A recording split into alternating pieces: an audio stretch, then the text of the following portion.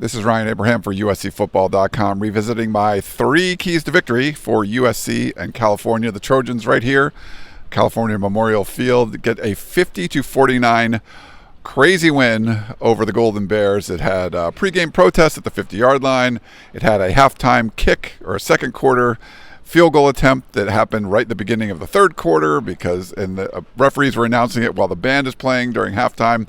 Pretty crazy game overall. Some really great stops from this USC defense, but a lot of bad explosive plays allowed, which we're going to get to in one of the keys. But revisiting the keys, obviously USC didn't do that great in those, especially on the defensive side. My first key was keep Jay Ott under 100 yards. Cal was previously 4-0 when Ott goes over 100.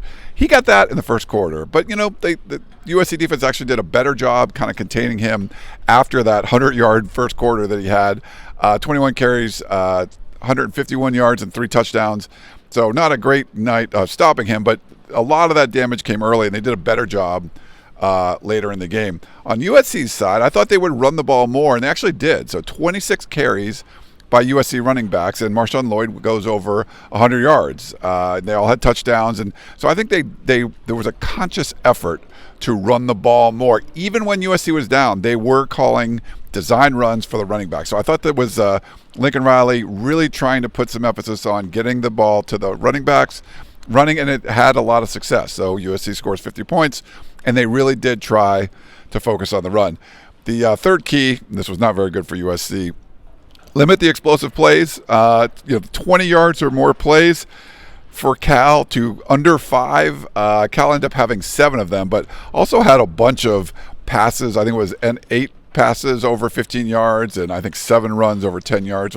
But 7 total plays over 20 yards, that's not really what you want to see and from this offense. And a couple of them are really big touchdowns, and the Jay Ott ones early wasn't a very good start for USC. So it seemed like there was they were getting turnovers, they were getting some stops, they had some 3-and-outs, but man, when they didn't, it was big play central, and that was really been kind of the Achilles heel of USC and this defense all season long. But revisiting my 3 keys, USC achieved one of them and ended up getting a very narrow victory thanks to the turnovers that Cal had, and USC took advantage of those. So crazy game. They get the win.